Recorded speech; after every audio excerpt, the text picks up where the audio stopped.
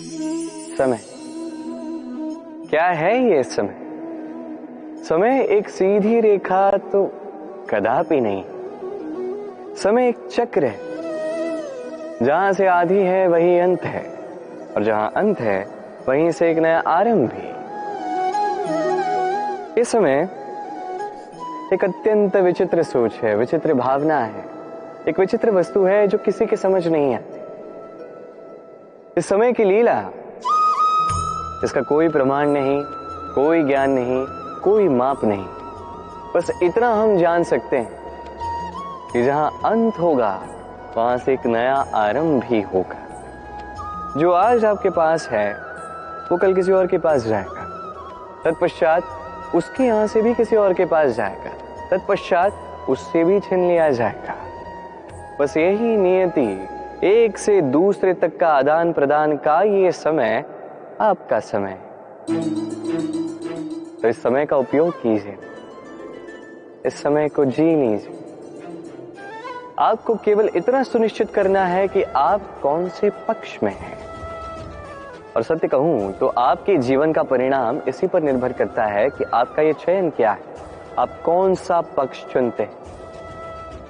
तो स्मरण रखिए, जीवन में वही पक्ष चुनिए जिसे चुनने के पश्चात आपको सुख की अनुभूति होती है, आपको संतोष मिलता है, प्रसन्नता मिलती है। और मैं ये सुनिश्चित करूंगा कि यही पक्ष शांति का पक्ष हो, यही पक्ष प्रेम का पक्ष होगा। तो चिंता मत कीजिए, आइए और मेरे साथ प्रेम से कहिए राधे राधे। जीवन में ऊंचाई पर पहुंचने के लिए मनुष्य को किसकी आवश्यकता होती है? सीढ़ी। किंतु फिर भी हर एक मनुष्य, हर एक व्यक्ति ऊंचाई पर पहुंच नहीं पाता। कारण क्या है? कारण या तो यह हो सकता है कि मनुष्य कल्पना करता जाता है, सीढ़ी को खोज ही नहीं पाता। कुछ लोग खोज लेते हैं और उसे पाकर ही इतने प्रसन्न हो जाते हैं कि उससे आगे कुछ कर्म करते ही नहीं। सरल सी बात, बहुत से लोगों को सीढ़ी मिलती नहीं, और मिल भी जाए तो जब तक उस पर चढ़ोगे नहीं, ऊंचाई पर पहुंचोगे कैसे?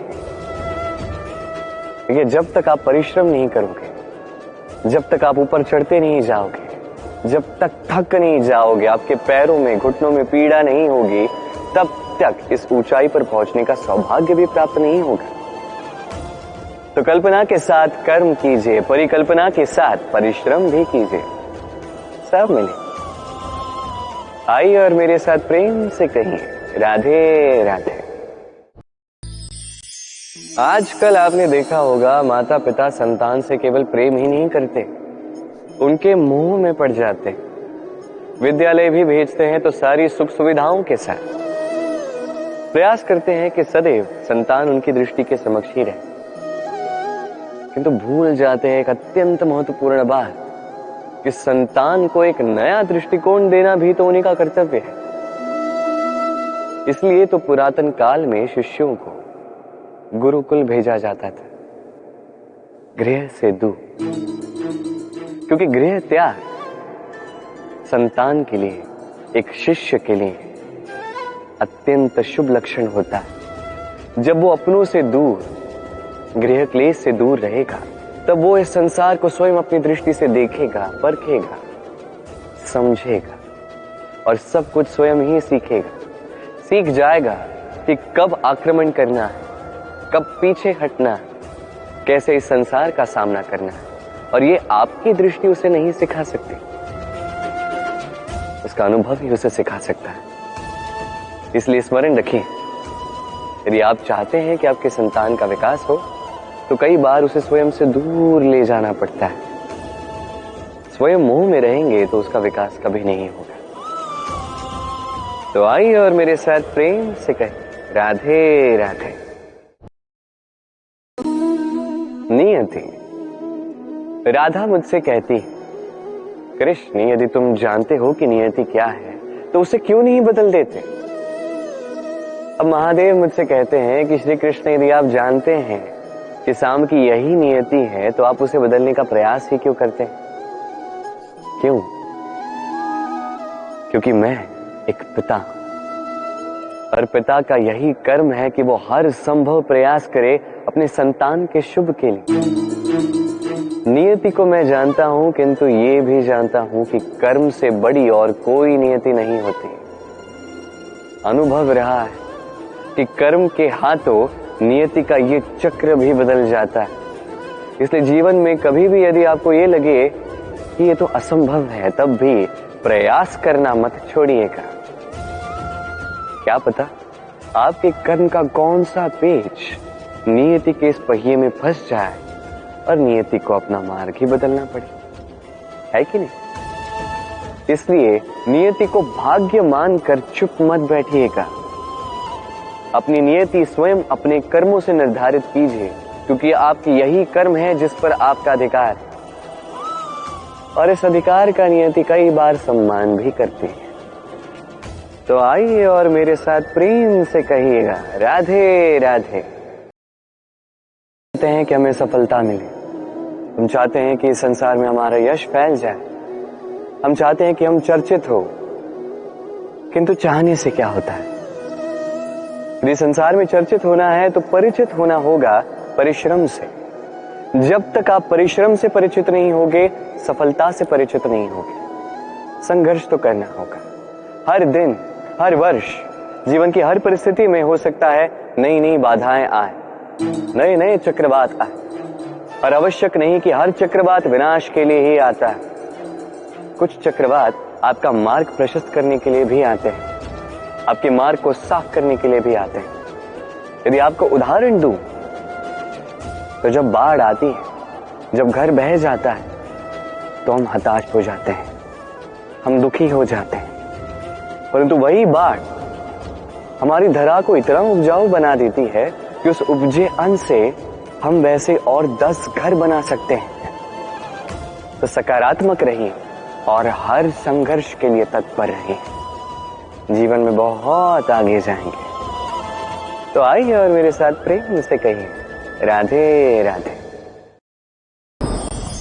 जीवन में कभी कभी हम उन परिस्थितियों में फंस जाते हैं जहां हमें लगता है कि हमें कुछ नया करना है, पर हम कर नहीं पाते,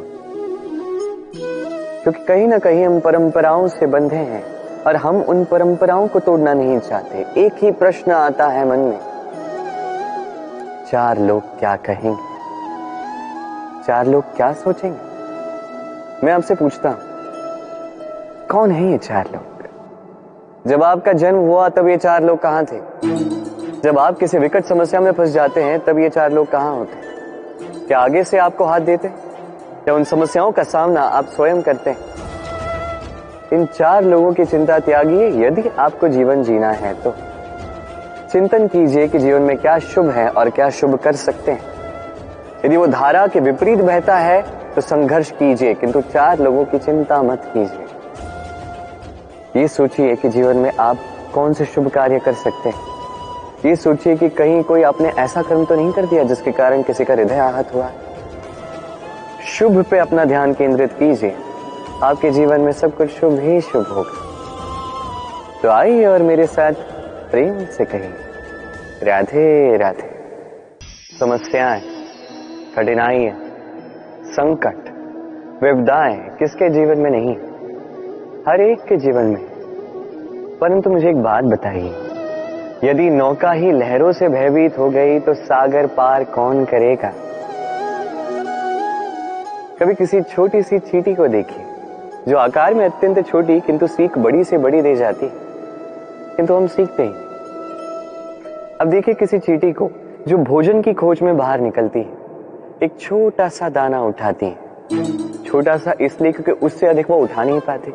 वो दाना उठा के चल पड़ती है, कहीं दीवार पर चढ़ती है, गिर जाती है, फिर दाना कहीं दूर गिर जाता है, उसे पुनः खोजती है, उठाती है, फिर चलती है, गिरती है, उठती है, गिरती है, उठती है, उस दाने को रखती है, पुनः निकलती है भोजन की खोज में, परिश्रम करते जाती है, परंतु हार नहीं मानती। यही सीख तो हमें प्राप्त करनी है। निरंतर परिश्रम और निर्भय होकर कर्म करना, यही है सफलता का माध्यम, यही है विजय का अचूक अजय अस्त्र। तो आइए और मेरे साथ प्रेम से कहिए राधे राधे। शक्ति, शक्ति पाना इतना कठिन नहीं है जितना शक्ति पाने के पश्चात उसे संभाल पाना कठिन है। क्योंकि जैसे ही मनुष्य शक्ति प्राप्त कर लेता है उसके मन में गर्व आता है, जो अभिमान बनता है, जो हठ बनता है। इसलिए शक्ति प्राप्त करने के साथ ही विनम्र होना अति आवश्यक है। और ये हमें सीखना चाहिए वृक्ष से। वृक्ष जो हमें फल देता है, वृक्ष जो जितने फल देता है उतना ही झुक जाता है। हम पत्थर मारते हैं उस वृक्ष पे फल प्राप्त करने के लिए, उस पत्थर की मार सहकर भी वृक्ष हमें फल ही देता है। कोई गर्व नहीं, कोई अभिमान नहीं, और इसलिए इसी वृक्ष की पूजा की जाती है। ये होती है महानता शक्ति के साथ विनम्रता की। यदि ये शक्ति सृजन करती है, सहारा बनती है, संबल बनती है, तो ही ये उपयुक्त है। अन्यथा ये शक्ति एक दिन आपको अशक्त अवश्य करेगी। तो शक्ति अवश्य प्राप्त कीजिए, किंतु उसके साथ उस शक्ति को संभाल सकने का विवेक भी आपको जागृत करना ही होगा। तो आइए और मेरे साथ प्रेम से कहिएगा राधे राधे। प्रतिशोध या किसी को दुख पहुंचाने की भावना, यदि ये आपके मन में है तो आप अपने ही मन में पीड़ा का एक विशाल सा वृक्ष बो रहे हैं, ये स्मरण रखिएगा। क्योंकि किसी को दुख पहुंचाने की ये भावना, ये वो बीज है जो आप ही के मन में गिरेगा, आप ही के मन में अंकुर बनेगा, आप ही के मन में एक विशाल सा वृक्ष बनकर पनपेगा। जीवन आपका है, कर्म आपका था, किसी को दुख देने की भावना आपकी थी, ये वृक्ष आपका है, तो इसका फल भी आप ही को मिलेगा, जो ग्रहण भी आप ही को करना है। स्मरण रखिए, जो व्यक्ति ये सोचता है कि मैं इसे दुख दूंगा, इसे पीड़ा में देना चाहता, उसी व्यक्ति को दुख और पीड़ा मिलती। यदि इसी स्थान पे आप ये सोचो कि मैं किसी को सुखी करना चाहता, किसी को सुख देना चाहता, तो इसका भी बीज आपके मन में ही उतरेगा, ये भी वृक्ष ही बनेगा जिसका फल आप ही को मिलेगा। बात यहां आती है बस सोच की, सोच जो सच बनकर सामने आती। तो ये सोच शुभ रखिए, सबके लिए हित ही चाहे किसी और के मन में आपके लिए कुछ अच्छा हो ना, आप सबके लिए अच्छी भावना से कर्म करते जाइए, आपके साथ भी अच्छा ही होगा। तो आइए और मेरे साथ प्रेम से कहिए राधे राधे।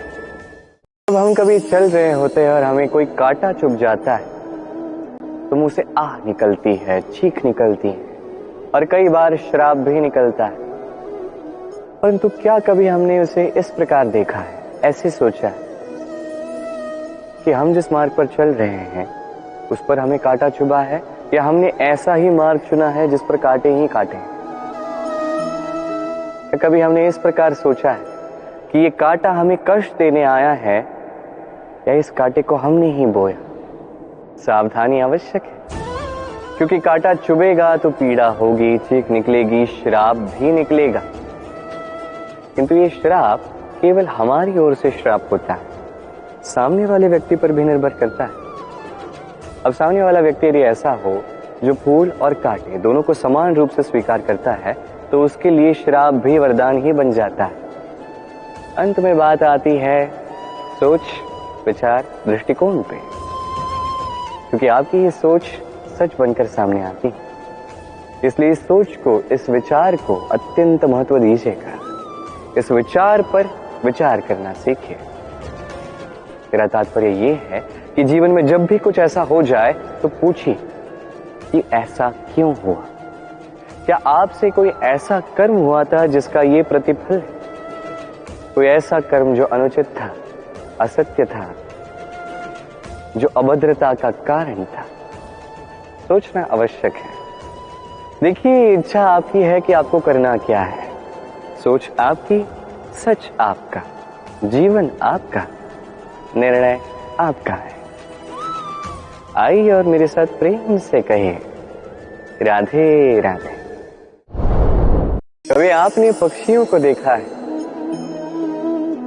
किस प्रकार मनुष्य संतान को जन्म देता है, पक्षी भी संतान को जन्म देते हैं। और जैसे ही इस संतान का इस संसार में प्रवेश हो जाता है, वो पक्षी उसे सहेज के रखता है, उसका ध्यान रखता है, उसके लिए घोंसला बनाता है, उसके लिए दूर कहीं से भोजन ले आता है, अपनी चोंच से उसके मुख में भोजन उसे खिलाता है, सब कुछ करता है।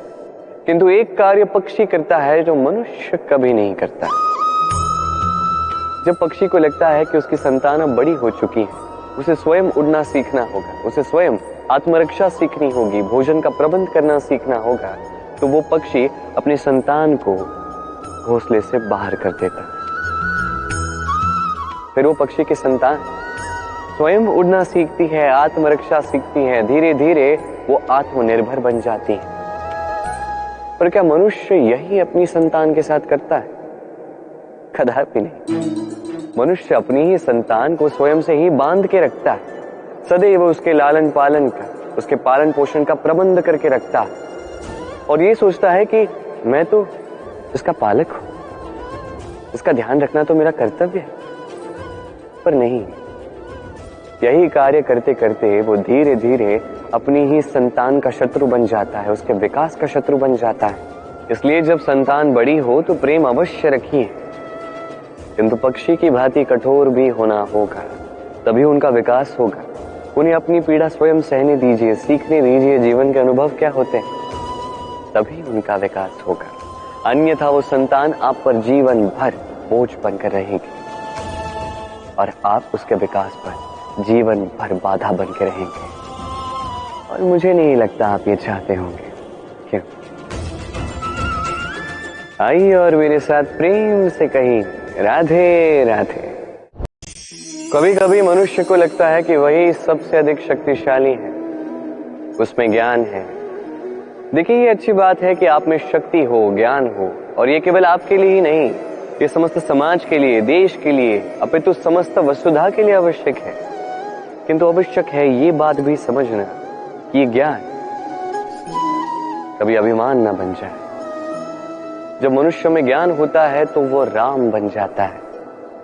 राम जो समुद्रों पर सेतु बनाता है, वानर सेना से राक्षस राज को पराजित करता है, और सदा सदा के लिए सभी के लिए आदर्श बन जाता है। और यदि मनुष्य में अभिमान हो तो वो रावण बन जाता है। दुष्दिशाओं में भले ही यश क्यों ना हो, वो राक्षस बन जाता है, अपने साथ साथ समस्त कुल का विनाश कर देता है। अब ज्ञान या अभिमान, आपको क्या चाहिए, चयन आपका है, और आपका यही चयन निश्चित करेगा कि आपका कर्म क्या होगा, और आपका यही कर्म निश्चित करेगा कि आपका प्रारब्ध क्या होगा। तो शुभ कर्म कीजिए और मेरे साथ प्रेम से कहिए राधे राधे।